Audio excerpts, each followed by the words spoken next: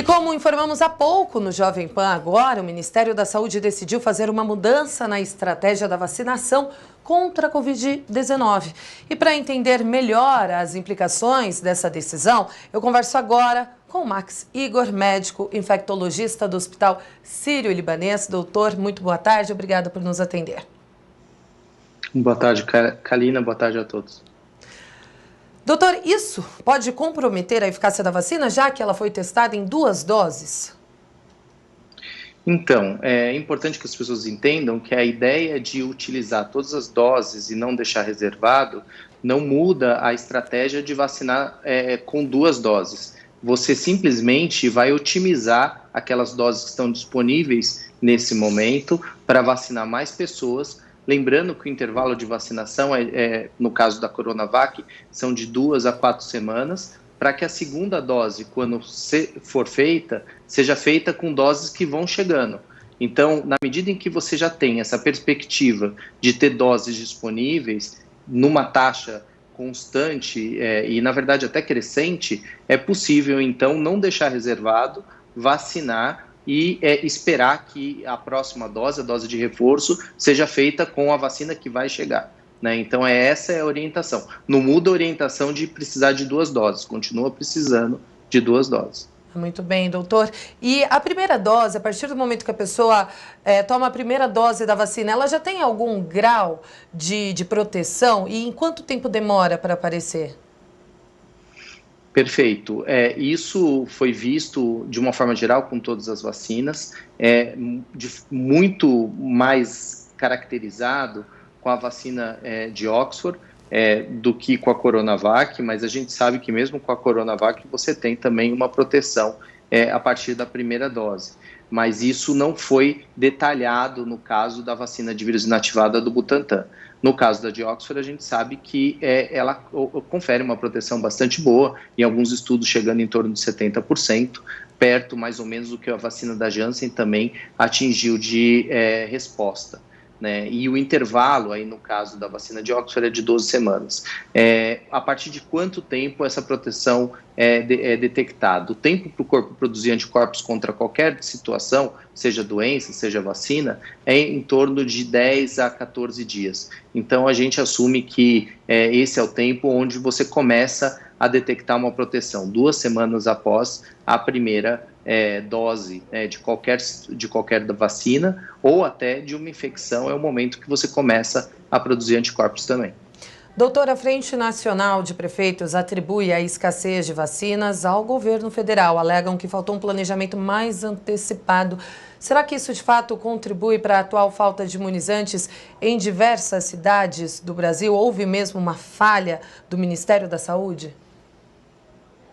Aparentemente, eu acho que o problema é complexo, ele não se explica como uma única causa, né? Houve realmente, tudo consta que houve um atraso na percepção da importância de você ter vacina, né? Teve a dificuldade com o contrato com a Pfizer, eles ofereceram lá no passado 70 milhões de doses, parece que isso foi negligenciado e no final você perdeu o lugar na fila, né? Mas é óbvio que isso não é a única explicação. Existe uma falta, uma dificuldade da produção de vacinas. A gente vê o que acontece, por exemplo, na Europa, onde, apesar de toda a antecipação e de não haver nenhuma resistência lá, eles também não conseguem ter um grande número de doses. Então, tem coisas realmente negativas ou ocorreram falhas, mas tem uma situação do contexto da necessidade de produção de vacina que hoje é menor do que a demanda, que é uma realidade, na verdade, para o mundo inteiro. Doutor, agora, por que uma pessoa que contraiu a Covid-19 faz um exame de tomografia e descobre que tem um pouco mais de 25% do pulmão comprometido? Por que essa pessoa já tem que ir para uma internação?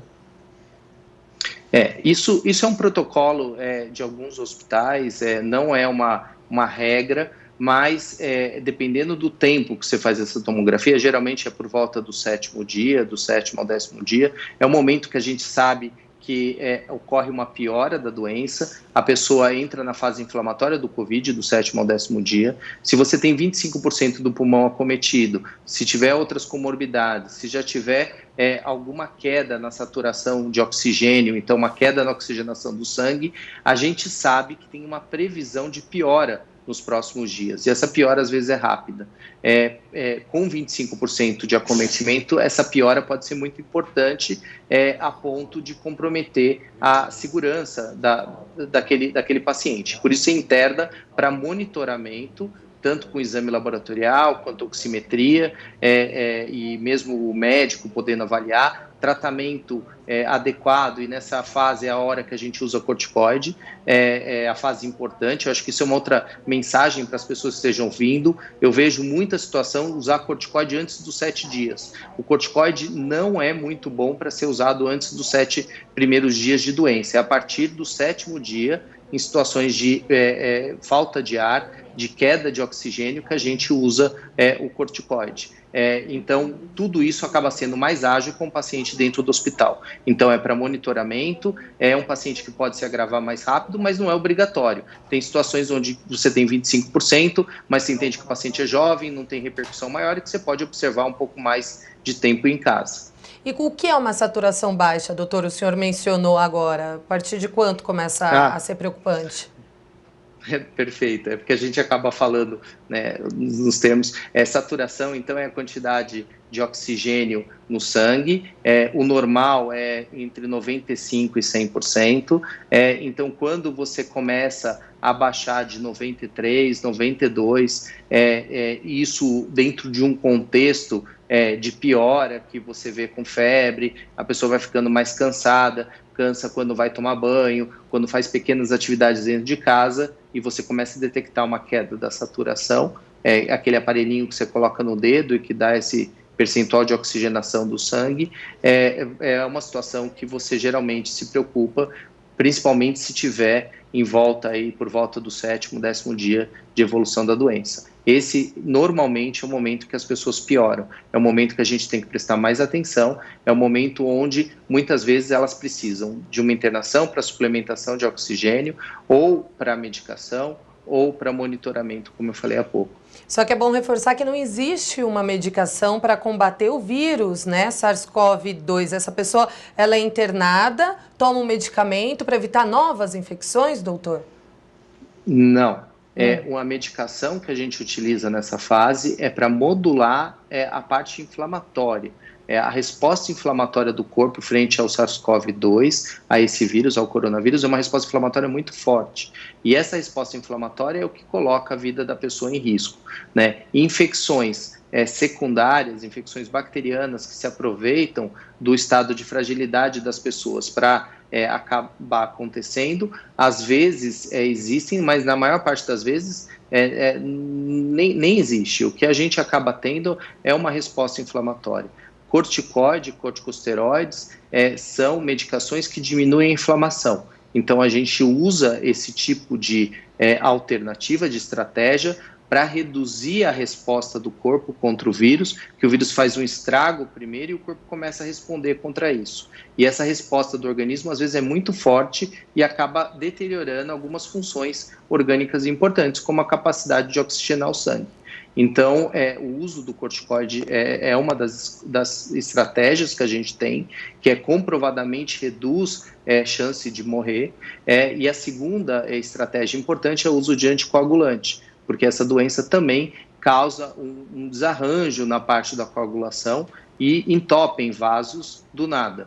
Então, o uso do anticoagulante, a gente mede esse tipo de alteração, e se indicado o uso de anticoagulante também é uma estratégia importante. Ainda mais para uma pessoa acamada, internada, né, doutor? Mais uma vez, obrigada pelas informações, por disponibilizar um pouquinho do seu tempo nessa sexta-feira aqui para o Jovem Pan Agora.